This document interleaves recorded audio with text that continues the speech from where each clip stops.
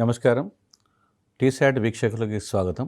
తెలంగాణ రాష్ట్ర public service commission నిర్వహిస్తున్నటువంటి group 1 ప్రిలిమ్స్లో కొత్తగా చేర్చినటువంటి అంశం సామాజిక వెలి, సమ్మిళిత విధానాలకు సంబంధించి గతంలో టీశాట్ ద్వారా అనేక విషయాలను చర్చించడం జరిగింది.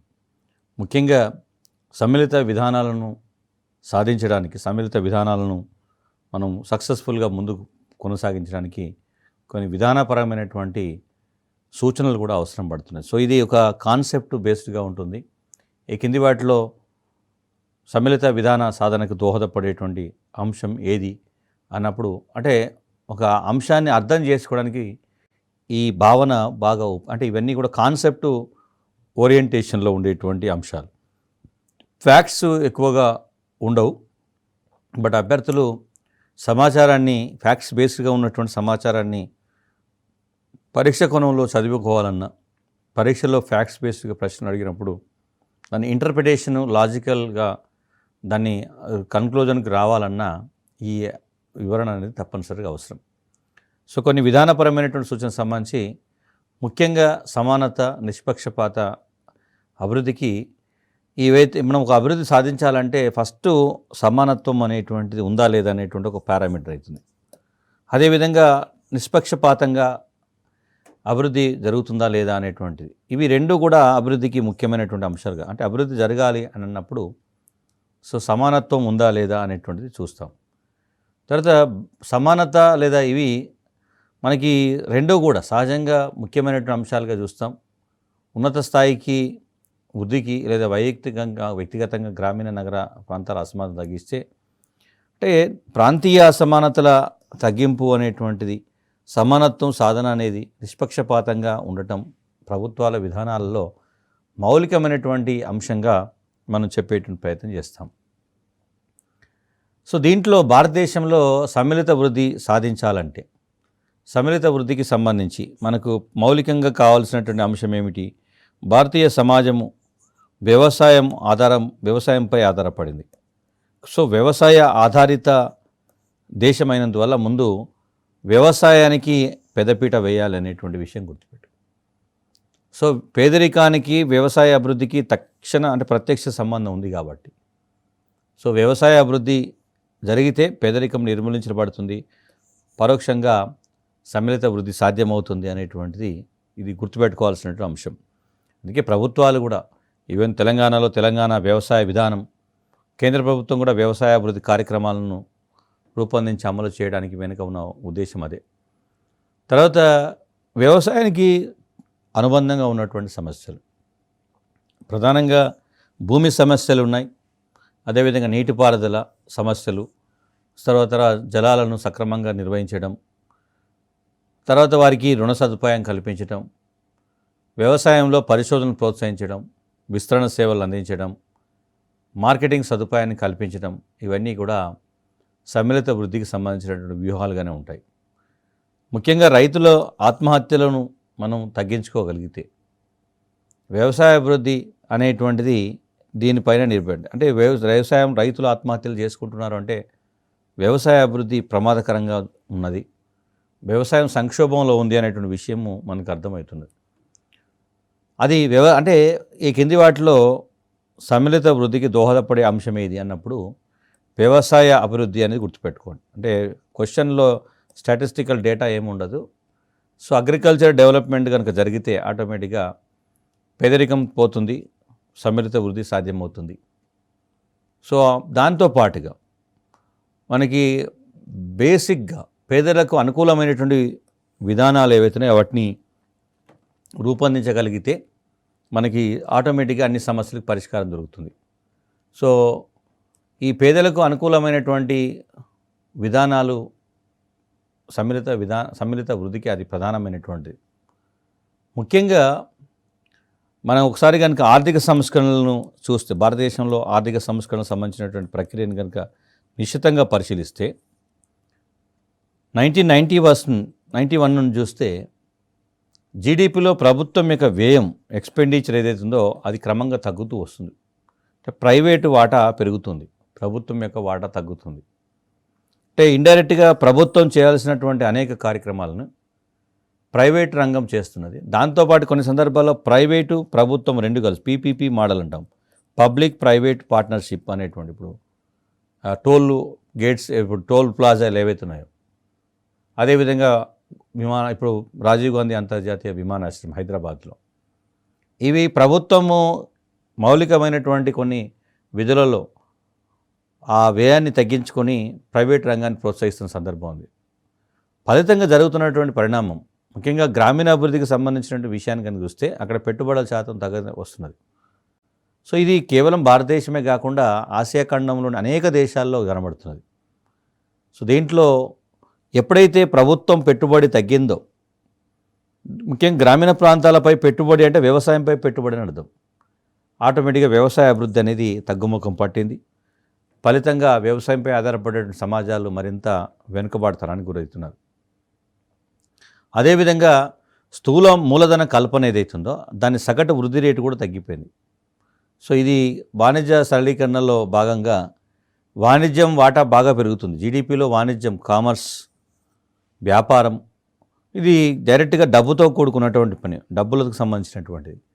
బట్ సమాజానికి సంబంధించినటువంటి అంశాలు దీనిలో పాత్ర క్రమంగా తగ్గుతూ వస్తున్న సందర్భాన్ని, దాంతోపాటు ఎక్స్పోర్ట్స్ పెరగడం, అదేవిధంగా పరిశ్రమలు కూడా ఉత్పత్తిపైనే ప్రధానంగా దృష్టి పెట్టే ప్రయత్నం చేయడం, ఆర్థిక అభివృద్ధికి మనకి ముఖ్యంగా ఉపాధి అవకాశాల మెరుగుదలకు సంబంధము స్థిరపడకపోవడం. అంటే ఇక్కడ సంపద ఇంత సృష్టించబడుతుందంటే ఎంతమందికి ఉపాధి కల్పించామనేటువంటిది ఇక్కడ కనబడతలేదు. ముఖ్యంగా టెక్నాలజీ వచ్చిన తర్వాత, సాంకేతిక పరిజ్ఞానం వచ్చిన తర్వాత మనుషుల యొక్క పాత్ర తగ్గిపోయి మెషిన్సే మొత్తం ఉత్పత్తి కార్యక్రమాల్లో పాల్గొనేటువంటి అవకాశం వచ్చినప్పుడు కొత్తగా ఉపాధి కల్పించడం అనేది పక్కకు వెళ్తే ఉన్న ఉపాధి కూడా కోల్పోయినటువంటి సందర్భం ఉంది. సో అఫ్కోర్స్ ప్రపంచవ్యాప్తంగా వస్తున్నటువంటి మార్పులకు తగ్గట్టుగా ప్రతి దేశము మారాల్సినటువంటి అవసరం ఉంటుంది. But at the same time ఈ శ్రామికులకు నైపుణ్యాన్ని, సాంకేతిక పరిజ్ఞానాన్ని అందించగలిగితే వారికి అది మరింత ఉపాధిని, మరింత ఆదాయాన్ని కల్పించేటువంటి అంశంగా ఉండేది. అది జరగకపోవడం వల్ల ఈ సమ్మిళిత వృద్ధి అనేది సాధ్యం కాని పరిస్థితులు. ముఖ్యంగా పేదలకు అనుకూలమైనటువంటి అభివృద్ధి విధానాలు ఏవైతున్నాయో వాటిని ప్రోత్సహించేటువంటి పరిస్థితి మరింత రావాలి. అదేవిధంగా విత్త విధానం పరంగా చూస్తే, మనం విత్త విధానానికి సంబంధించి ఫిజికల్ పాలసీ చూస్తే పేదలకు అనుకూలమైనటువంటి విధానం ఇంకా రాలేదు. కాబట్టి కొన్ని ముఖ్యమైనటువంటి మార్పులు అవసరం పడుతుంది. ఫర్ ఎగ్జాంపుల్ పన్ను జీడిపి నిష్పత్తి అనేది పెంచాల్సినటువంటి అవసరం ఉంది. అదేవిధంగా సామాజిక రంగానికి సంబంధించిన వ్యయాలను పెంచాలి. ముఖ్యంగా విద్యకు సంబంధించి లేదా ఆరోగ్యానికి సంబంధించినటువంటి విషయాల్లో ఇప్పటికీ చర్చ భారతదేశంలో ప్రభుత్వము విద్య, వైద్యానికి సంబంధించి కనీస పెట్టుబడిగా, కనీస వ్యయం కనుక చేయకపోతే సో మానవ వనరులు ప్రధానంగా దుర్వినియోగం, అంటే మానవ వనరులు వెలుగులోకి రావు. సో ఎడ్యుకేషన్కి సంబంధించి, హెల్త్కు సంబంధించినటువంటి పారామీటర్స్ పైన ప్రధానంగా దృష్టి పెట్టాలి. అదేవిధంగా వ్యవసాయము, తర్వాత గ్రామీణాభివృద్ధి, అవస్థాపన, మూలధన వ్యయాలు ఏవైతున్నాయో వాటిని మెరుగుపరిచేటువంటి ప్రయత్నం చేయాలి. సో ఈ నేపథ్యాన్ని కనుక మనం పరిగణలోకి తీసుకుంటే సామాజిక రంగానికి ఎక్కడి దేశాల్లో అయితే పెట్టుబడి ఎక్కువగా పెడతారు, ఇప్పుడు గతంలో మనం చర్చించాం స్కాండినేవియన్ దేశాల్లో సామాజిక రంగానికి అధిక పెట్టుబడులు జరుగుతాయి. 100కు 100% అక్షరాస్యత కాకుండా 100కు 100% ఉపాధి కల్పన కల్పించినటువంటి దేశాలు ఉంటాయి. సో వీళ్ళు ఆ దేశంలో ఉండేటువంటి అవకాశాలే కాకుండా ప్రపంచ సమాజాల్లో ఉండేటువంటి అవకాశాలన్నింటినీ కూడా పొందేటువంటి పరిస్థితి ఉంటుంది. సో ఈ నేపథ్యాన్ని దృష్టిలో పెట్టుకుంటే భారతదేశంలో కూడా ముఖ్యంగా విద్య, వైద్యానికి, అదేవిధంగా మౌలికమైనటువంటి రంగాలు, వ్యవసాయం, గ్రామీణ అభివృద్ధికి, గ్రామీణ ప్రాంతాల్లో మౌలిక సదుపాయాల కల్పనకి వ్యయాలు పెంచాల్సిన అవసరం కూడా ఉంటుంది. అదేవిధంగా పేదలకు అనుకూలమైనటువంటి ద్రవ్య విధానాలను, విత్త సరళీకరణ విధానాలను అవలంబించడంతో పాటు వ్యవసాయ రుణాలను పంపిణీ చేయడం, ముఖ్యంగా చిన్న ఉపాంత రైతులను, ముఖ్యంగా అసంఘటిత రంగంలో ఉండేటువంటి వారికి సహాయం అందించడం అనేది చేయగలిగినప్పుడే పేదల అభ్యున్నతి జరుగుతుంది, సమ్మిళిత విధానాలు అమలు చేసినట్లు అవుతుంది. ముఖ్యంగా ద్రవ్య విధానం ఏదైతుందో దానిలో ద్రవ్యోల్బణాన్ని అదుపు చేసేదిగా ఉండాలి. ఆహార పదార్థాల ధరలు ఏవైతున్నాయో వాటిని తగ్గించి నియంత్రించగలగాలి. అదేవిధంగా రుణాలు డిపాజిట్ల మధ్య ఉండేటువంటి అంతరాన్ని తగ్గించే విధంగా ఉండాలి. దాంతోపాటు శ్రమసాంద్రమైనటువంటి ఎగుమతుల ద్వారా ఉపాధి అవకాశాలను శ్రమసాంద్రమైనటువంటి ఎగుమతులు ఏవైతున్నాయో వాటి ద్వారా ఉపాధి అవకాశాలను పెంచే విధంగా వాణిజ్య సరళీకరణ వినిమయ రేట్ అనేది జరగాలి. సో ఇవన్నీ కూడా మనం చూస్తే ఒకసారి ప్రపంచీకరణ విధానం ఏదైతే ఉందో దాంట్లో ప్రధానమైనటువంటి అంశం ఏంటంటే ధరలో అస్థిరత్వం ఏర్పడుతుంది. దాన్ని తగ్గించే విధంగా చర్యలు చేపట్టాలి. సో ఇట్లాంటివి కొన్ని ముఖ్యమైనటువంటి సూచనలు ఏవైతున్నాయో వాటిని మనం పరిగణలోకి తీసుకోవాలి. ఇక అదేవిధంగా ఒకసారి కనుక పరిశీలిస్తే భౌతికంగా ఉండేటువంటి ఈ మానవ సంపద ఏదైతే ఉందో భౌతికంగా ఉండేటువంటి వనరులు ఏవైతున్నాయో వాటిని మరింత మెరుగుపరచాలి. మౌలిక సదుపాయాలు, భౌతిక సదుపాయాలు, మానవ సదుపాయాలు రెండింటి. భౌతిక సదుపాయాల్లో రోడ్లు, అదేవిధంగా రవాణా, కమ్యూనికేషను, నీటిపారుదల లాంటి విద్యుత్ శక్తి వంటి రంగాలను అభివృద్ధి చెందించాలి. మానవ మౌలిక సదుపాయాలైనటువంటి విద్య, ఆరోగ్యం ఇలాంటి వాటికి మరింత పెట్టుబడులు పెట్టాల్సినటువంటి అవసరం ఉంది. సో ఈ అంశం కనుక జరిగినప్పుడే అంటే ఒకవైపు భౌతికంగా ఉండేటువంటి సంపదను, అదేవిధంగా మరొక వైపు మానవ సంబంధమైనటువంటి సంపదను, ఈ రెండింటిని కూడా మనము వాటిపైన ఎక్కువ వ్యయం చేయగలిగినప్పుడు సమ్మిళిత వృద్ధి అనేటువంటిది అవకాశం ఏర్పడుతుంది అనేటువంటి దీనిలో గుర్తుపెట్టుకోవాలి.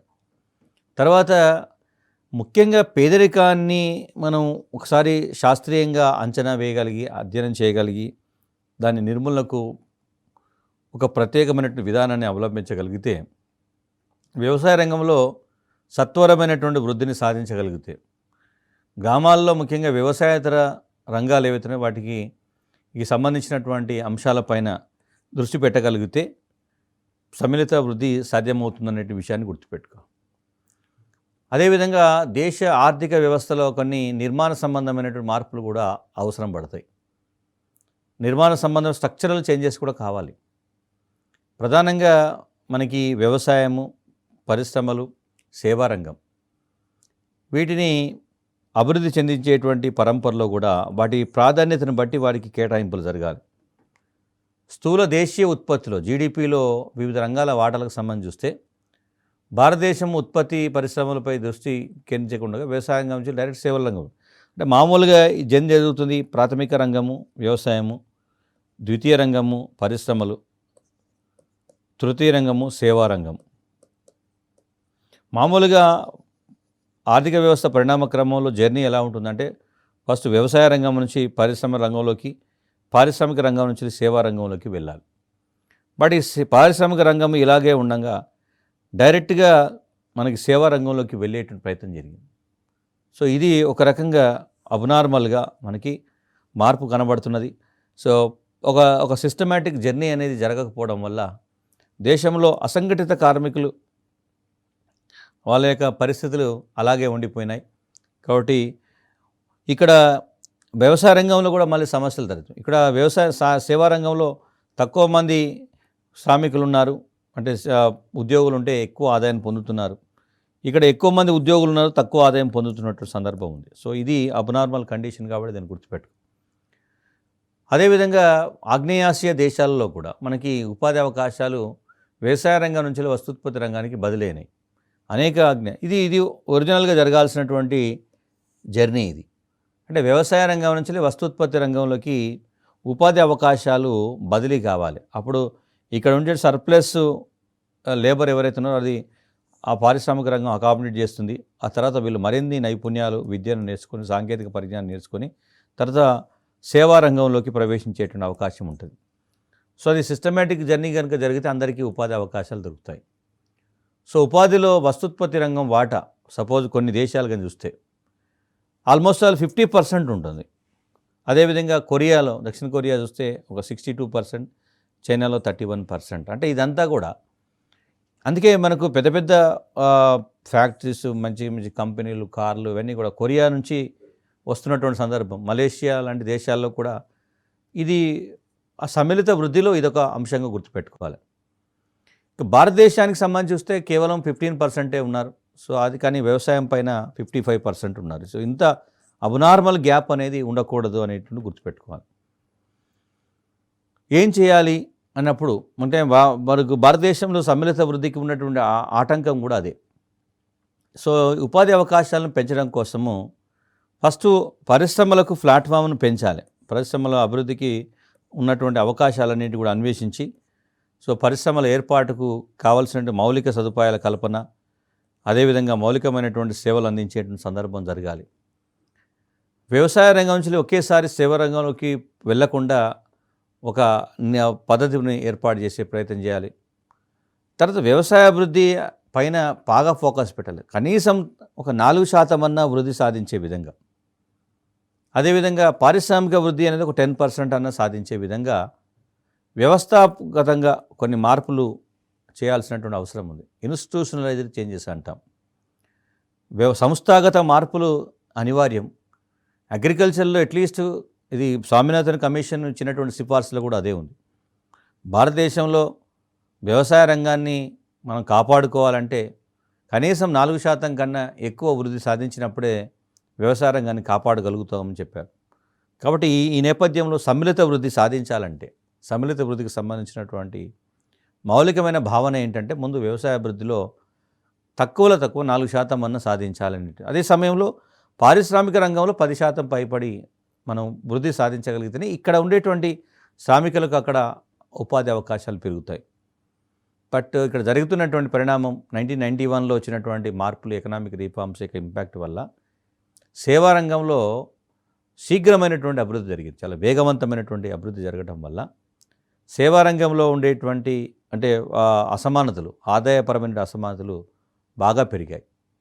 ముఖ్యంగా దాంట్లో ప్రధానంగా వ్యాపారము, వాణిజ్యము, హోటల్సు, రవాణా, కమ్యూనికేషన్సు, ఫైనాన్సు, రియల్ ఎస్టేటు ఇలాంటి రంగాల్లో ఉపాధికి సంబంధించినటువంటి సందర్భం ఇచ్చినప్పుడు టెక్నాలజీ కూడా బాగా అందుబాటులోకి రావడం వల్ల information technology, IT enabled services అందుబాటులోకి రావడం వల్ల సో తక్కువ మందితోనే ఎక్కువ పనులు చేసే విధంగా, ఎక్కువ ఆదాయాన్ని కల్పించే విధంగా అవి ఏర్పడడం, ఇది పెద్ద అసమానతలకు దారితీసిన సందర్భం ఉంది. అందువల్ల ప్రభుత్వ పరంగా చూస్తే మనకి ఇది కొంత సంస్థాగతమైనటువంటి మార్పులు అనివార్యమని తెలుస్తుంది. తర్వాత అవకాశాల పరంగా సమానత లేకపోవడం అనేది మరొక సమస్య. సో దాన్ని ప్రభుత్వం అవకాశాల పరంగా సమానతని సాధించాలంటే సంపదను న్యాయబద్ధంగా అందరికీ పంచాలి. అదేవిధంగా మెరుగైనటువంటి ఇప్పుడు పంపిణీ చేయలేకపోతున్నారు. అలా చేయలేకపోయిన సమస్య మెరుగైనటువంటి విద్య, వైద్యాన్ని అందించకపోతే కూడా తప్పనిసరిగా ఆయా సమాజాల్లో సంక్షోభాలు తలెత్తుతాయి. సో కాబట్టి ఈ నేపథ్యంలో ముఖ్యంగా భారతదేశానికి సంబంధించి చెప్పేటప్పుడు ఈ కులపరమైనటువంటి వివక్షత, అదేవిధంగా లింగపరమైన వివక్షత ఇవన్నీ కూడా కొనసాగుతున్నాయి. కాబట్టి వాటిని నిర్మూలించాల్సిన అవసరం ఉంది. ప్రజలకు కనీసం అవసరాలు ఏవైతున్నాయో నాణ్యమైన జీవనం గడపడానికి అవసరాలైనటువంటి శుభ్రమైనటువంటి తాగునీటిని కానీ, అదేవిధంగా నాణ్యమైన విద్యని కానీ, వైద్యాన్ని కానీ అందించగలిగితే వారి యొక్క మానవ వనరులు మనం వెలుగులోకి తీసుకొచ్చేటువంటి అవకాశం ఉంటుంది. సో కొన్ని సందర్భాలు కానీ మన దేశవ్యాప్తంగా ఒకసారి కనుక పరిశీలిస్తే మనకి కొన్ని రాష్ట్రాల్లో బాగా వెనుకబాటుతనం కనబడుతుంది. వెనుకబడిన ఎస్సీ, ఎస్టీ, బీసీ వర్గాలు ఉన్నటువంటి రాష్ట్రాలలో ఈ పేదలకు సంబంధించినటువంటి సంక్షోభము ప్రమాదకర స్థాయిలో ఉన్నది. జాతీయ స్థాయి సగటు చూస్తే బీహార్ కావచ్చు, మధ్యప్రదేశ్, ఛత్తీస్గఢ్, జార్ఖండ్, ఉత్తరప్రదేశ్, ఒడిశా లాంటి రాష్ట్రాలలో పేదలకు అందాల్సినటువంటి ఆ సహాయం ఏదైతుందో పూర్తి స్థాయిలో అందకపోవడం వల్ల వాళ్ళు మరింత వెనుకబాటుతనం. జాతీయ స్థాయిలో సగటు అది అందువల్లే ప్రపంచవ్యాప్తంగా హ్యూమన్ డెవలప్మెంట్ ఇండెక్స్ కానీ, హ్యూమన్ హ్యాపీనెస్ ఇండెక్స్ కానీ ఇలాంటి వాటిలో భారతదేశం వెనుకబడిన దేశంగా ఉండడానికి, చివరి వరుసలో ఉండడానికి కారణం ఏంటంటే కొన్ని రాష్ట్రాలలో ఆయా సమాజాల్లో ఉండేటువంటి సామాజిక నిర్మాణం వల్ల వారు వేగంగా అభివృద్ధి చెందలేకపోవడం వల్ల, సమ్మిళిత విధానాలు అమలు కాకపోవడం వల్ల మనం మానవ అభివృద్ధిలో వెనుకబడినటువంటి సందర్భం కనబడుతుంది. సో కాబట్టి సమ్మిళిత అభివృద్ధి అనేటువంటిది ప్రభుత్వం యొక్క ఎజెండాగా మారాల్సినటువంటి సమయం వచ్చేసింది. కాబట్టి దాదాపు దేశంలో అనేక రాష్ట్రాలు ఈరోజు కేంద్ర రాష్ట్రము వ్యూహం ఏదైతుందో ముఖ్యంగా కోర్ ఆఫ్ ది కోర్ స్కీమ్స్ను ఏర్పాటు చేసిన సందర్భం కూడా అదే. సో జాతీయ స్థాయి విధానాలను ప్రాంతీయ స్థాయి పరిస్థితులకు తగ్గట్టుగా అమలు చేయడం కోసమే కొత్త వ్యూహాన్ని ఇప్పుడు పంచవర్ష ప్రణాళికలను రద్దు చేసి 12వ ప్రణాళిక తర్వాత నీతి ఆయోగ్ను ఏర్పాటు చేయడం వెనుక ఉన్న ఉద్దేశం కూడా రాష్ట్రాల భాగస్వామ్యంతోనే కేంద్రం లేదా భారతదేశం అభివృద్ధి చెందాలి అనేటువంటిది కూడా ఇందులో భాగమే.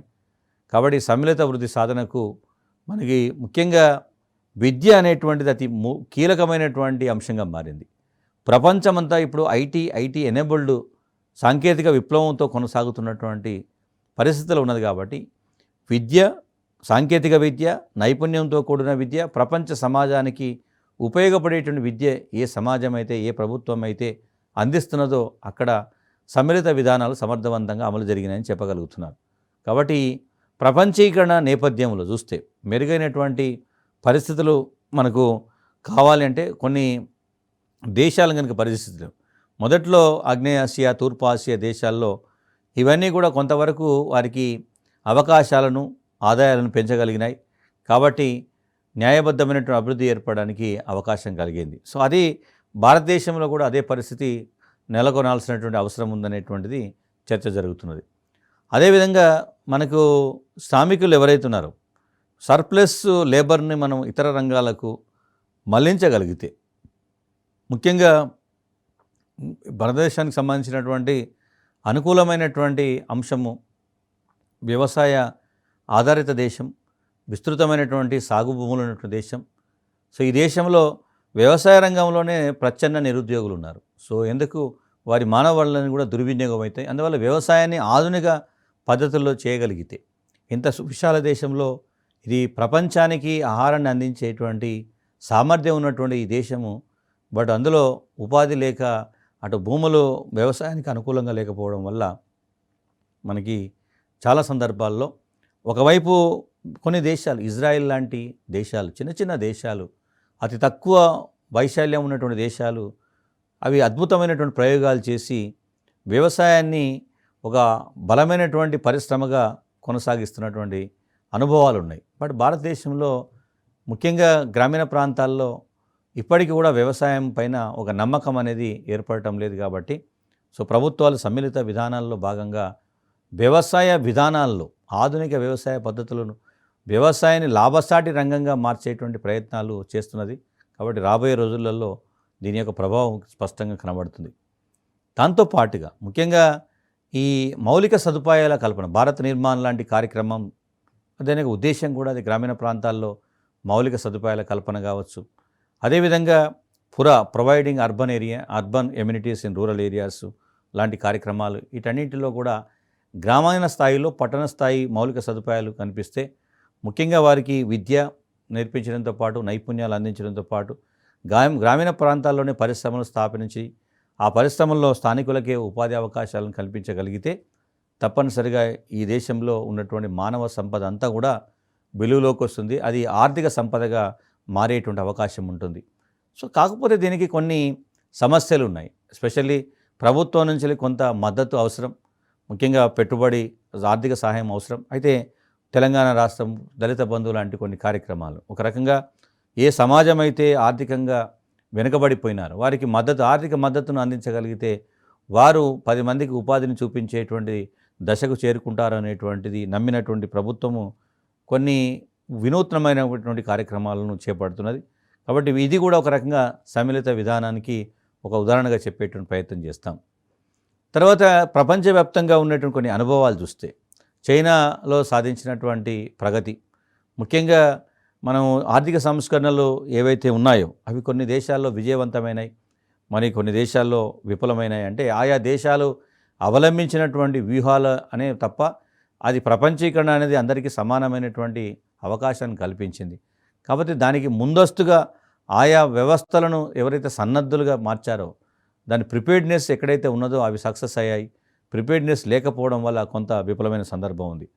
సో సంస్కరణలకు ముందున్నటువంటి పరిస్థితులను, తర్వాత ఉన్నటువంటి పరిస్థితులను చూసినప్పుడు చైనా సక్సెస్ఫుల్గా సాధించింది.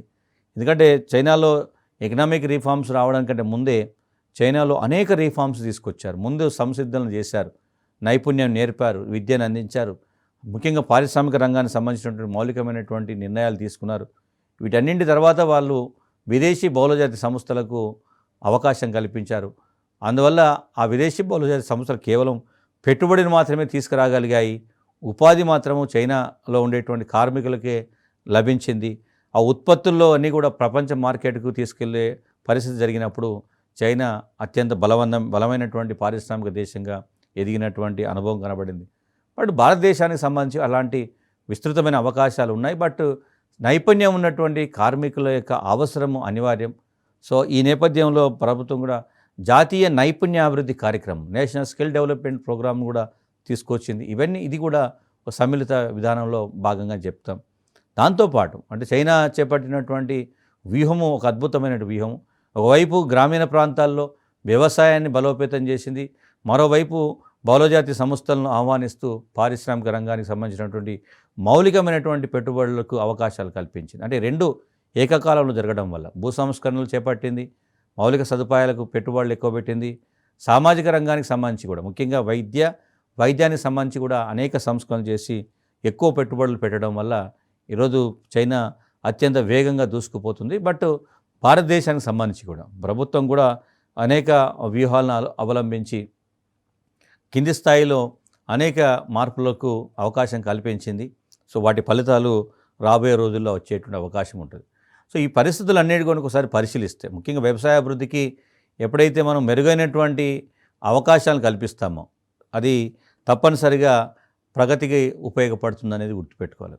ఓవరాల్గా చూస్తే ఒకసారి మనం సమ్మిళిత వృద్ధి సాధించాలంటే సంప్రదాయ పద్ధతుల ద్వారా సాధ్యమవుతుందా, ఆధునిక సాంకేతిక పద్ధతుల ద్వారా సాధ్యమవుతుందా అనేటువంటి చర్చ జరుగుతున్న నేపథ్యంలో ఈ సమ్మిళిత వృద్ధికి సాంకేతిక సాధనాల యొక్క అవసరం కూడా ఉంటుంది అని చెప్పడానికి అనేక ఉదాహరణలు ఉన్నాయి. ఫర్ ఎగ్జాంపుల్ మనకి భారతదేశంలో హరిత విప్లవం ఒక విజయంగా చెప్పేస్తాం. సో దానివల్ల అభివృద్ధిలో ప్రాంతీయ అసమానతలు తగ్గేటువంటి ప్రయత్నం జరిగింది.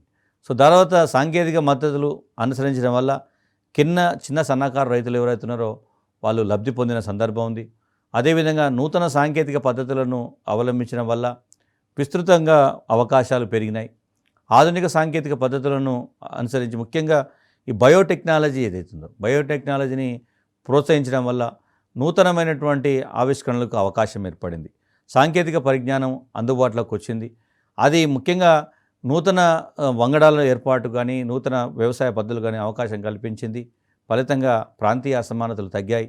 అదేవిధంగా వ్యక్తిగతంగా ఉండేటువంటి అసమానతలు కూడా తగ్గిన సందర్భం ఉంది. సో ఇట్లా అంటే ముఖ్యంగా ఆధునిక సాంకేతిక విధానము వ్యవసాయ ఉత్పాదకతను బాగా పెంచింది, ప్రొడక్టివిటీని బాగా గణనీయంగా పెంచింది. అదేవిధంగా పరిశ్రమల నిర్వహణకు కూడా అవసరమైనటువంటి మద్దతును అందించినటువంటి సందర్భం ఉంది. కాబట్టి 1980s మొదలైనటువంటి ఈ టెక్నాలజికల్ ఎవల్యూషన్ ఏదైతుంది, సాంకేతికపరమైనటువంటి విప్లవాలు ఏవైతున్నాయో అవి గత 30 సంవత్సరాలుగా ప్రభావం చూపుతూనే ఉన్నాయి. ఇప్పుడు ఆధునిక కాలంలో మొత్తం వ్యవసాయంతో పాటు అన్ని రంగాల్లో కూడా ఐటీ పాత్ర అనివార్యంగా మారింది. సో ఈ నేపథ్యాన్ని దృష్టిలో పెట్టుకొని భారతదేశం అవలంబిస్తున్నటువంటి సమ్మిళిత విధానాలను ముఖ్యంగా నూతన పద్ధతులను ఎప్పటికప్పుడు అన్వేషణ ముఖ్యంగా ప్రపంచవ్యాప్తంగా జరుగుతున్నటువంటి పరిణామాలను కూడా అధ్యయనం చేస్తూ దానికి అనుగుణంగా భారతీయ సమాజాన్ని సన్నద్ధం చేసే విధంగా ప్రభుత్వం విధానాలను రూపొందిస్తుంది. ఇవన్నీ కూడా భవిష్యత్తులో మంచి ఫలితాలు ఇచ్చేటువంటి అవకాశం ఉంది. ముఖ్యంగా ప్రజలకు సేవలను అందించేటువంటి అంశానికి సంబంధించి చెప్పేటప్పుడు స్మార్ట్ గవర్నమెంట్ తీసుకొచ్చింది. స్మార్ట్ గవర్నమెంట్ ఈ గవర్నమెంట్లో చెప్పేటప్పుడు చాలా చిన్న ప్రభుత్వము ఎక్కువ సేవలు స్మాల్ గవర్నమెంట్ స్మార్ట్ గవర్నెన్స్ అంటే ఆ పదంలో కూడా అంటే ప్రభుత్వం ఒక కమిటెడ్గా ఆధునిక పద్ధతుల్లోనే మీ సేవా సెంటర్ల ద్వారానే ప్రభుత్వం ప్రజలకు సేవలు అందించేటువంటి దశకు చేరుకున్నది. ఒకప్పుడు అత్యంత వ్యయభరితంగా ఉన్నటువంటి పరిపాలన సంక్లిష్టంగా ఉన్నటువంటి దశ నుండి అత్యంత సులభమైనటువంటి విధానానికి ప్రభుత్వము మారింది. ఇది కూడా ఒక సమ్మిళిత విధానానికి ఒక ఉదాహరణగా చెప్పేటువంటి ప్రయత్నం. ప్రజాసేవలో సిటిజన్ చార్టర్స్ కూడా తీసుకొచ్చారు. ప్రజలకి ప్రభుత్వానికి మధ్య ఉన్నటువంటి అంతరాన్ని తగ్గించేటువంటి ప్రయత్నం చేశారు. సో ఈ సాంకేతిక పరిజ్ఞానం ద్వారా ఇప్పుడు ప్రజలకు ప్రభుత్వానికి మధ్య ఉండేటువంటి గ్యాప్ చాలా వరకు తగ్గిపోయింది. డైరెక్ట్ యాక్సెసిబిలిటీ ఏర్పడింది. So less government more governance అనేటువంటి విధానం వచ్చింది. గవర్నమెంట్ యొక్క పాత్ర తగ్గిపోయింది. ఈ సేవలు అందించేటప్పుడు ముఖ్యంగా ప్రైవేటు సంస్థలను కూడా కమిటెడ్ ఆర్గనైజేషన్స్గా మార్చారు. అవుట్సోర్సింగ్ ఏజెన్సీ ద్వారా ప్రభుత్వం కూడా కొంత వెసులుబాటు కల్పిస్తుంది. ఇవన్నీ సమ్మిళిత విధానాలు అంటే కేవలం పేదలను అభివృద్ధి చెందించాలని అన్నప్పుడు మెకానికల్గా వారికి మౌలిక సదుపాయాలు ఆర్థిక సాయమే కాకుండా ఆధునిక పద్ధతుల్లో ముఖ్యంగా సమ్మిళిత వృద్ధికి అవసరమైనటువంటి సమర్థవంతమైనటువంటి పాలన కూడా అనివార్యం. కాబట్టి ఈ పాలన ఎంత సమర్థవంతంగా ఉంటే ఆ సమ్మిళిత అభివృద్ధి అనేది అంత వేగవంతంగా జరుగుతుంది. కాబట్టి దాంట్లో భారత ప్రభుత్వం కూడా విజయం సాధించింది. అదే పరంపరలో తెలంగాణ ప్రభుత్వం కూడా ప్రభుత్వము నూతన సాంకేతిక పరిజ్ఞానాన్ని ఉపయోగించి ఈరోజు ఈ గవర్నెన్స్ ద్వారా మనకి స్మార్ట్ గవర్నెన్స్ను అందిస్తున్నటువంటి సందర్భం కనబడుతుంది. సో వీటన్నింటి నేపథ్యాలను చూస్తే ముఖ్యంగా పథకాలను అమలు చేసేటువంటి ప్రక్రియలో ప్రత్యక్ష నగదు బదిలీ పథకంతో సహా ప్రభుత్వం అందించేటువంటి ప్రతి సహాయం కూడా లక్షిత లబ్ధిదారులకు చేరేటప్పుడు ఆధునిక సాంకేతిక పరిజ్ఞానాన్ని అందుబాటులోకి తేవడం, డైరెక్ట్గా యాక్సెసిబిలిటీ ఉండటం వల్ల మధ్యదళారీ వ్యవస్థ లేదు, అవినీతికి ఆస్కారం తగ్గింది. కాబట్టి ప్రభుత్వం చేసే ప్రతి ఖర్చు కూడా ప్రజలకు చేరువవుతున్నది. కాబట్టి సమ్మిళిత వృద్ధి తొందరగానే సాధిస్తామనేటువంటిది దీని ద్వారా అర్థమవుతుంది. దాంతోపాటుగా ముఖ్యంగా మౌలిక సదుపాయాల కల్పనకు సంబంధించి సమర్థవంతమైనటువంటి పాలనా యంత్రాంగం ఏదైతే ఉందో అది ఇప్పుడు విజయవంతంగా కొనసాగింది. ముఖ్యంగా ఫైనల్గా చెప్పాల్సి వచ్చినప్పుడు ప్రజలే కేంద్ర బిందువుగా ఉండేటువంటి పథకాలు ఏవైతున్నాయో వాటిని ప్రభుత్వము రూపకల్పన చేసింది. దాంట్లో పేదరిక నిర్మూలనకు సంబంధించినటువంటి అంశాలకు ఎక్కువ ప్రాధాన్యత ఇచ్చారు. ముఖ్యంగా ఈ మహిళల యొక్క ఆర్థిక సామాజిక సాధికారతకు మొదటి ప్రాధాన్యత ఇచ్చారు. ముఖ్యంగా సెల్ఫ్ హెల్ప్ గ్రూప్స్ ఏవైతున్నాయో స్వయం సహాయక బృందాలను ఎక్కువగా ప్రోత్సహించడం ద్వారా మహిళలు అనేక రంగాల్లో భాగస్వాములయ్యారు. మహిళల భాగస్వామ్యం పెరగడం వల్ల ఈరోజు సంఘటిత రంగంలో దాదాపు 25% మహిళా శ్రామిక శక్తి ఉంది. వాటిని మరింత విస్తరించేటువంటి ప్రయత్నం చేస్తున్నారు. మహిళల యొక్క వారి యొక్క సంపదను దేశ సంపదలో భాగస్వామ్యం చేసేటువంటి ప్రయత్నం చేశారు. ఓవరాల్గా చెప్తే వికేంద్రీకరణ విధానాల ద్వారా ముఖ్యంగా కేంద్ర ప్రభుత్వం నుంచి రాష్ట్రాలకు అధికారాల బదలాయింపు, న్యాయబద్ధమైనటువంటి వృద్ధిని సాధించడానికి కోసము పంచాయతీరాజ్ వ్యవస్థను బలోపేతం చేయాల్సి, ఇవన్నిటి ఫలితంగా జవాబుదారీతనం పెరిగింది. దాని ఫలితంగా సామాజిక ఆర్థిక పరిస్థితులు మెరుగుపడ్డాయి.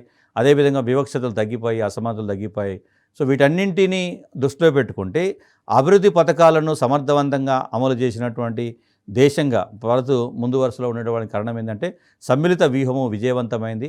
ముఖ్యంగా ఆహారపు హక్కు, ఇప్పుడు ఫుడ్ సెక్యూరిటీ కావచ్చు, ఆరోగ్య హక్కు, విద్యా హక్కు, ఉపాధి హక్కు, సమాచార హక్కు, ఇలా ఈ హక్కులను కల్పించినటువంటి దేశంగా ఉండటం వల్ల మౌలికంగా ప్రభుత్వము చేయాల్సినటువంటి పనులన్నీ కూడా లక్షిత వర్గాలకి నిర్ణీత సమయంలో అందించేటువంటి ప్రయత్నం చేయడం ద్వారా మనం కేంద్ర రాష్ట్ర జిల్లా స్థాయి చివరి గ్రామ స్థాయిలో కూడా పాలనాపరమైన యంత్రాంగము బలోపేతం కావడం వల్ల ప్రభుత్వము మనం ఈరోజు సమ్మిళిత వృద్ధిని సాధించిందనేటువంటి దానికి ఒక ఉదాహరణగా చెప్పచ్చు. బట్ ఎనీహౌ ఇంకా మనం సాధించాల్సినటువంటి చాలా ఉంది. బట్ ఈ నేపథ్యంలో అభ్యర్థులను పరీక్షించేటప్పుడు అంటే ప్రభుత్వం యొక్క వ్యూహం ఏమిటి, స్ట్రాటజీ ఏమిటి అన్నప్పుడు నిజానికి కేంద్ర ప్రభుత్వం కానీ, రాష్ట్ర ప్రభుత్వం కానీ, లేదా స్థానికంగా గ్రామ పంచాయతీ లెవెల్లో ఉన్నటువంటి స్థానిక ప్రభుత్వాలు కానీ ఈ లక్షిత వర్గాలకు సంబంధించి ప్రభుత్వ కార్యక్రమాలను సమర్థవంతంగా అందించగలిగినప్పుడు అది నిజమైనటువంటి సమ్మిళిత వృద్ధిగా భావించబడుతుందనేది అభ్యర్థులు గమనించాలి. Thank you.